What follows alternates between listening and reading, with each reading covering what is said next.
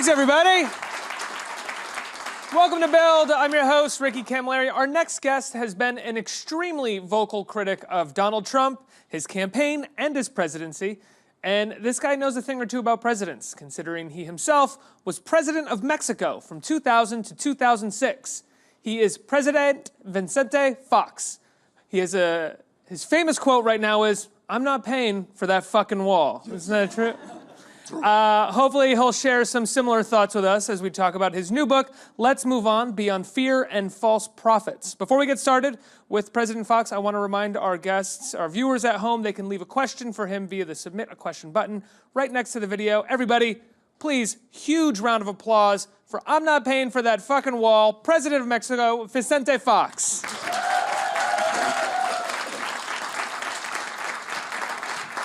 Muchas gracias, muchas gracias. I'm sorry I have voice that is not working well. So I hope that it improves here with such a great audience. Well, as I said, I'll just quote your book and you can say, "Sí." And then the next will be another quote. I love saying, "I'm not paying for that fucking wall." Because we've reached a point already where his campaign promise was that Mexico would pay for the wall, which is, we don't need one to top it off, but he's already moved on from that and is going to have American taxpayers paying for that. How obvious was that to you when during the campaign he was saying Mexico was going to pay for the wall? Well, to me, more than if it was obvious or not, is that we've been building bridges all along with President Bush administration, with everybody here in the United States. We have a NAFTA agreement, which is fantastic for the three of us, for Canada, United States, and Mexico. So we have to secure borders. I don't have any doubt on that. We have to make borders safe. But you don't need to build the wall. You don't have to waste such a big amount of money for nothing, because walls don't work. They have never worked. The Chinese wall, the Berlin Wall, they don't work. Even this wall, which already exists, has not worked, because about 500,000 Hispanics, Latins, Mexicans have crossed into United States, undocumented. And we need to correct that. And that's what we created NAFTA for. The whole intention of NAFTA was to develop our three economies, to create jobs in our three economies, and to solve this problem by narrowing the gap on income. When NAFTA started, the gap on income was 10-1. So you would make $1 in Mexico by learning how to swim, by jumping walls, you would make 10. Isn't that a very strong incentive for any human being in go for the 10 and not stay on the 1? Well, one generation after, NAFTA has accomplished that today that gap is 5-1. So it's narrowing. And my forecast is that with another 25 years of NAFTA, that will disappear, the gap. It will be a 1-1, like it is Canada with United States. So that's what NAFTA was created for, to improve the competitiveness, the greatness of North America, to be able to compete with the rest of the world successfully.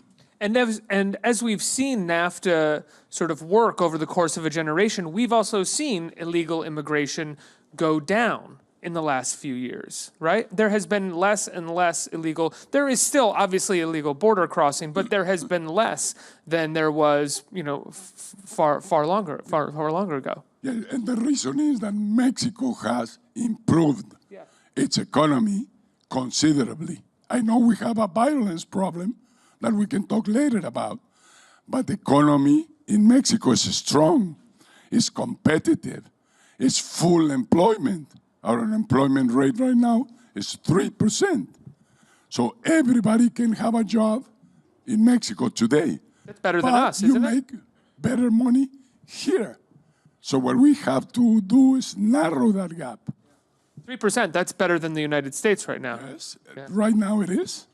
And deficit is much better than here. The deficit here is mammoth. Not hard to be better than the United States when it comes to the deficit. And with a tax cut, it will double. Yeah. We'll get to that in just a second. I want to stick on NAFTA because one of the things that you talk about in your book, and this goes back to the generational differences, is that when it comes to globalization, in the short term, there are going to be winners and losers. And that is primarily what Trump built his campaign off of, was this idea that I am for the man that is losing because of globalization. But you argue that what we are seeing over the long term is that there are more winners with globalization. So what he is implying is that U.S. citizens are losers. And that's not true.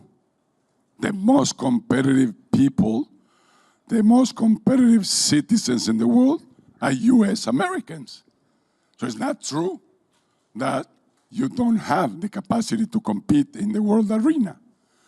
United States has a deficit with every single economy of the world, not only with Mexico. Has it with China, with Japan, with Poland, with even African nations, with the whole of Europe. So the US economy doesn't work like having a surplus on trade. It works on opening markets, giving the global corporations, the Fortune 500s, to come to open markets and make the money by investing. So the business of United States is not having a surplus on trading, it's having open markets to sell the products. Like United States sells to Mexico over 40 billion worth of food, of milk, dairy products, of grain, corn, wheat. Imagine if Mexico stops buying those 40 billion. About 3 million farmers in United States would go broke. They would not have a market to sell to. So in economy, you have to respect the other. You have to look for doing business, selling and buying. And our trade balance is reaching the trillion, a trillion. This is a million of millions. And only the deficit to the United States is 60 billion, when it's trillions, the worth of the trade balance. What I like about your book is it seems that the first half, really the first two parts, are dedicated to arguing down the issues that Trump and the Republicans have presented as the main issues of right now, which are immigration, globalization, and you say, these are not the issues. And then the last half of the book is like, these are the issues: climate change, healthcare, women in education. Can you talk about Mexico's healthcare versus the United States healthcare, and one of the big issues with the United States and its healthcare? Let me tell you, Mexico's healthcare system is full 100% covered all families and all people in Mexico. It might not be the quality that we want, but every single Mexican has attendance by a doctor, has access to a hospital. This is true in Europe, in all of Europe. And the sad thing about this is United States is one of the few nations that does not protect health-wise to all its citizens. I don't understand the most powerful economy, the largest economy on the world, that cannot provide health care to every single family here in the United States. So I don't care about the debate. And what the cost is, it's a moral obligation. It's a humane obligation to grant health to every one single citizen in this nation. Yes, thank you. Couldn't agree more. I have a question. A fair amount of your book is dedicated to your working relationship with George W. Bush during the period of time that you were president and he was governor, and prior to that, when he was governor, and you were a governor as well, right? The two of you were working together, and then president working together. George W. Bush is a Republican. Donald Trump represents the Republican Party now. They have sort of moved behind him. When you look at the problems facing the United States, do you see it as a Trump problem, or do you see it as a right-wing Republican problem and a party problem? It's twofold. And first, let me tell you that I have very strong ties, strong connection, great friendship with former presidents, with Carter, with the Clintons, both of them, great friends, with, of course, Obama, and only with this guy. You cannot connect. He doesn't like to connect, except with his base.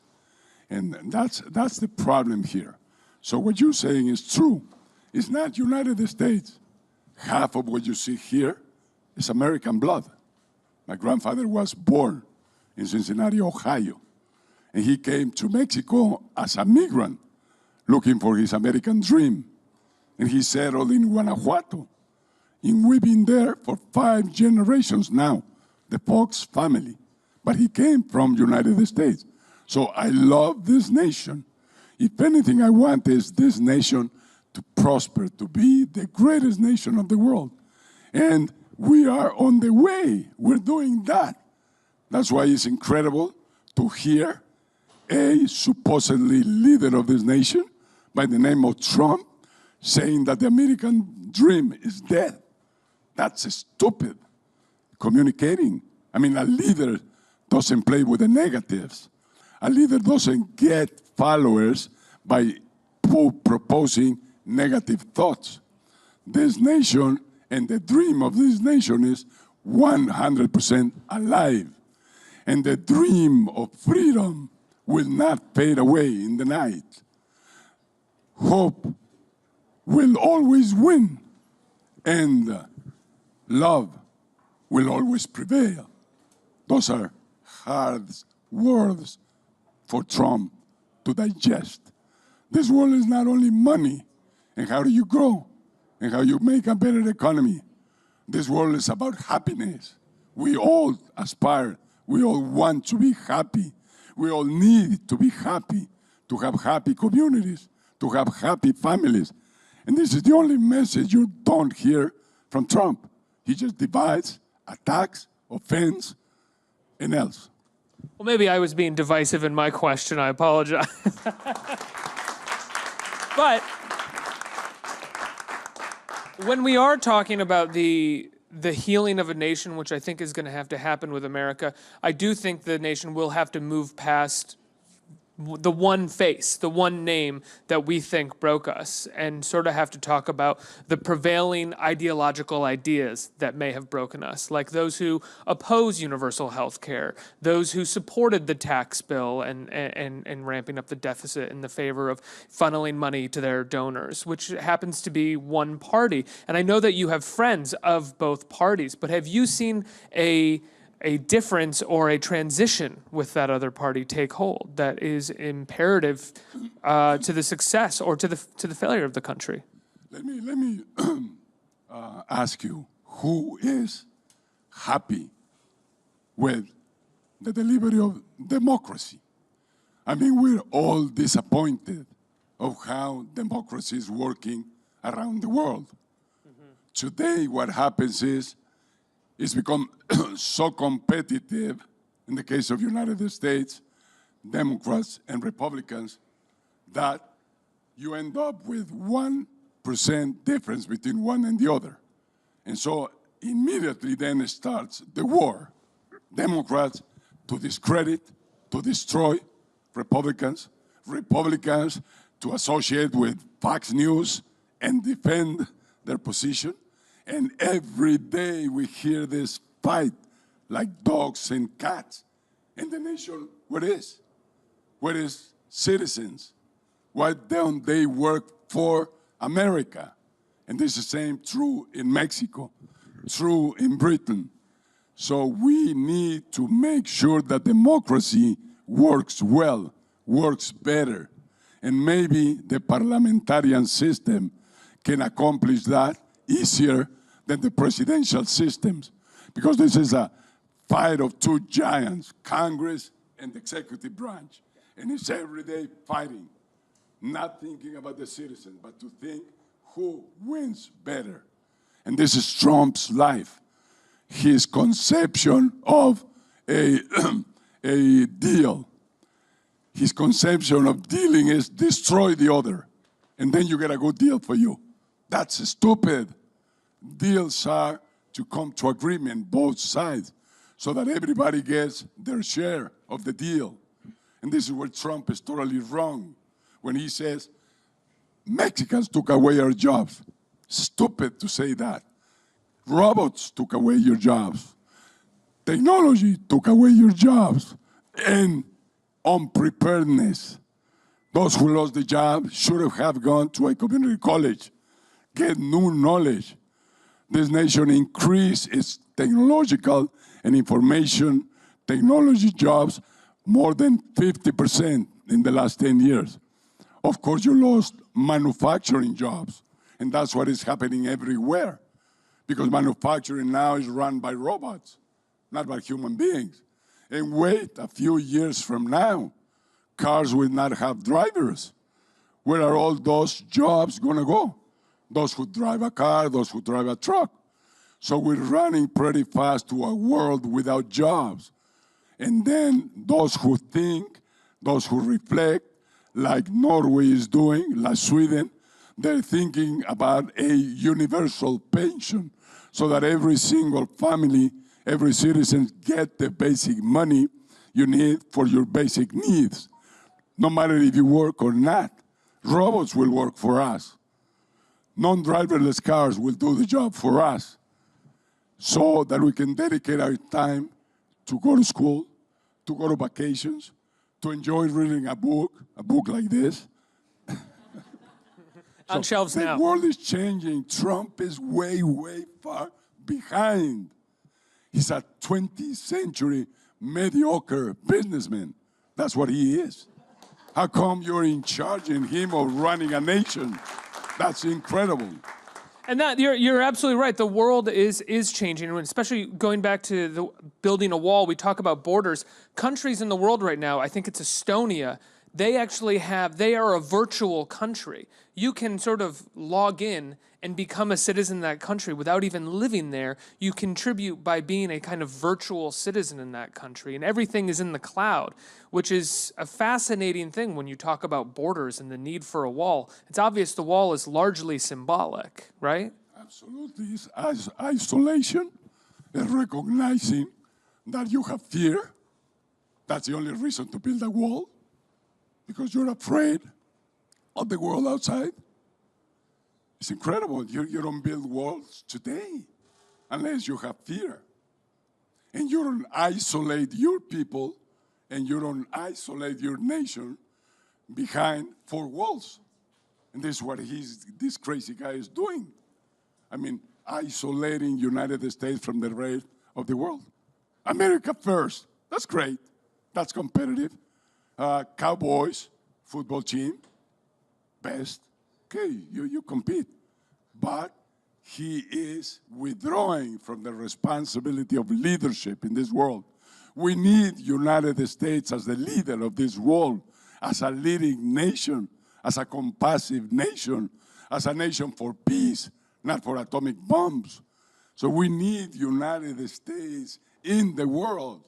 So please don't isolate yourself. Build a wall, put Trump in there, and get rid of him.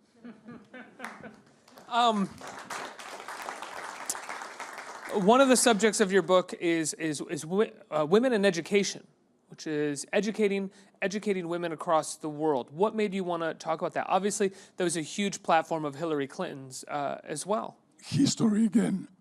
This world has been run by machos, by male. And we've done wrong. We've been unsuccessful. We have failed. The best thing we can do, let's bring women in, their talent, their wisdom, their love capacity, their compassion. We will have a better world run by women. I am absolutely convinced. That's why I went for Hillary in this occasion. And that's why I would go for a lady or a woman in Mexico and in Latin America or anywhere. Look at the Merkel in Germany. Look at this girl, these women in Chile. They've done a great job. So I wish we, men, go back to the kitchen. Let's learn to cook and let women guide us to a bright future. Talk about climate change. You also talk about climate change is also a part of the section of your book where you are sort of talking about the things that are important to us are the things that Trump is saying are not important to us. Climate change to a lot of people will say, and I believe this, that it is the greatest contributing force to migrants across the world, refugees across the world, war, famine, and it could be the death of us as a race. There's only 3 nations that are out of the world agreement in Paris of climate change. One is United States, the other one is Nicaragua, and the third one is somebody there in Africa. It's incredible, this leading nation, which contaminates, which has carbon industry very strong again, that is destroying part of the ambiente. Now with this guy says, I don't believe in climate. I don't believe in this nonsense things. Well, it's proven by science. It's true everywhere. But let's say that it was not true. Would you run the risk of destroying the world just because you didn't believe in climate change? We better believe in it, and we better do our own effort, each one of us, to have a better world. We're losing lakes, we're losing rivers, we're losing species in the sea, species in the land. We're losing forest. Look at Brazil's forest. It's reduced to about 1/3 of what it used to be. That's no good. We must change that. We have to protect this world. And let me tell you about Dalai Lama. He stated just 2 weeks ago, and you can think who he was referring to. But he said, the world belongs to humanity, not to Trump. Nations belong to their citizens, not to Trump. He cannot play around with this nation. He cannot play around with what we have constructed for years and years. He cannot destroy that. And finally, Dalai Lama concludes, citizens must have democracy, must participate, must be responsible of the fate and the future of our own nation, in our own community, in our own family. So it's us, 300+ million Americans. It's you that do the economy. It's you that create the jobs. It's you that create wealth. It's not Trump. That's a stupid thinking. If we put all of our nation in one guy, an empty-headed like him, no brain, it's crazy. Now you say, obviously it should... I'm sorry it's so aggressive, but half of what you see here is just blood. My grandfather is from Cincinnati, Ohio. He came to Mexico as a migrant. He migrated back in 1895. After the family participated in the war here in the States, he decided to migrate without a penny in his pocket. So migration is a two-way street.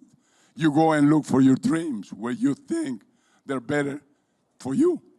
And that's migration all about.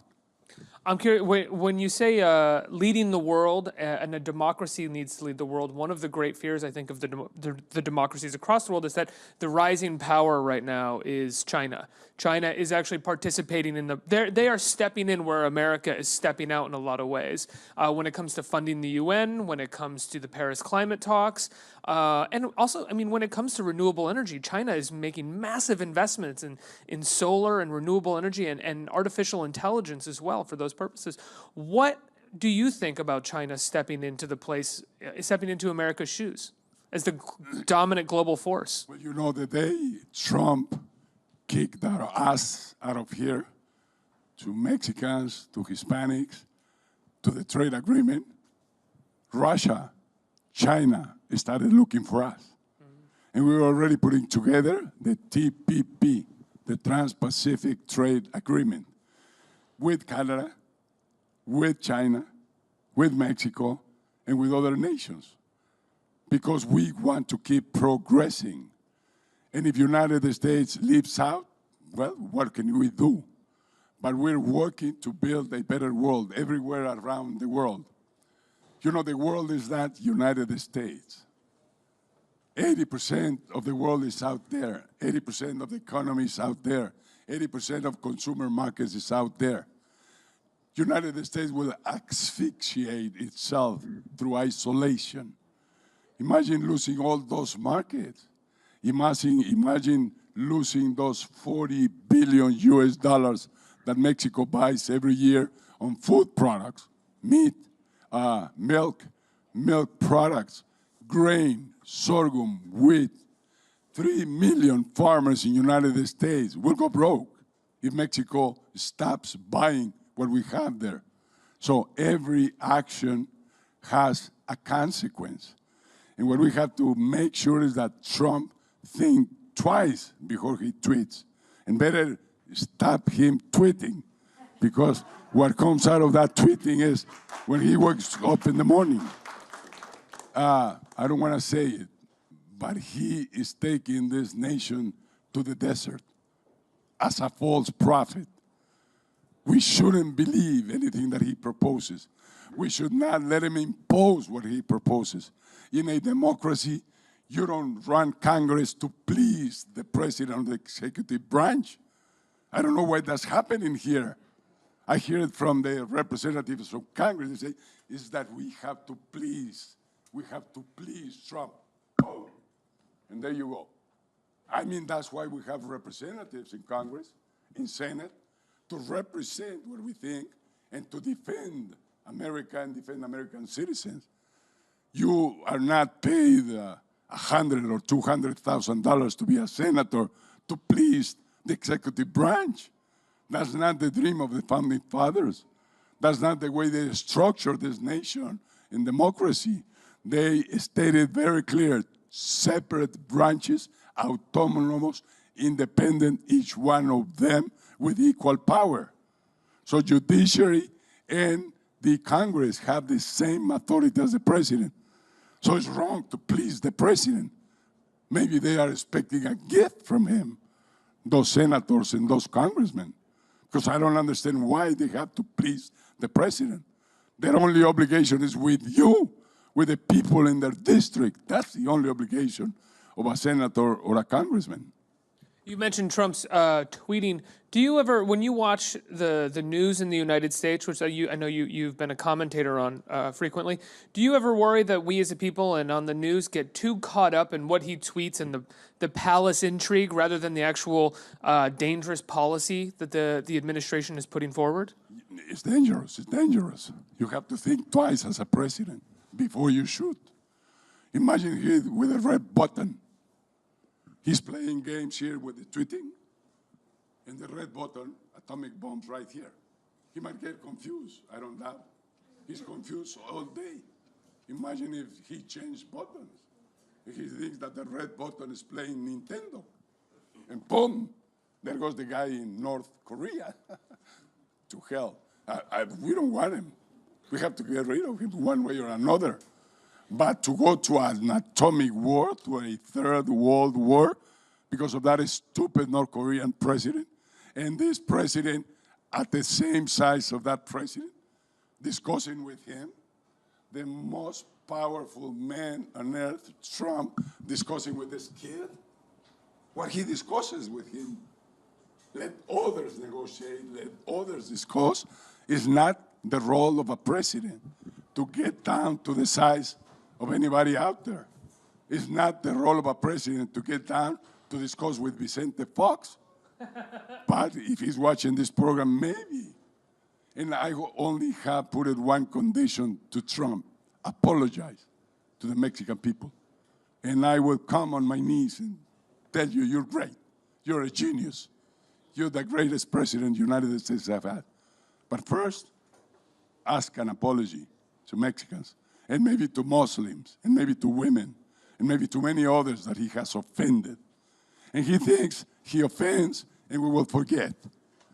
He thinks that next day we're going to be there eating taco balls. They tried to give me a taco ball yesterday. from Trump Tower. What show was which show was that? What show was it? Jordan, I think. Oh, okay. Jordan. So I hit. The opposition with Jordan Klepper. Smells like Trump. Boom! I threw it on the floor. President Fox, I'm being told that I have to let you go. I really appreciate you being here. Your book, Let's Move On, Beyond Fear and False Prophets, is on shelves now. It's on Amazon. Please pick it up. It's a really great book about everything that you should be worried about right now and what you shouldn't be worried about right now, but they're telling you you should be worried about. Right now. Yes, and everything that we spoke about right now is in here, including the phrase, I'm not paying for that fucking wall. Everybody, please, President Vicente Fox, let's hear it.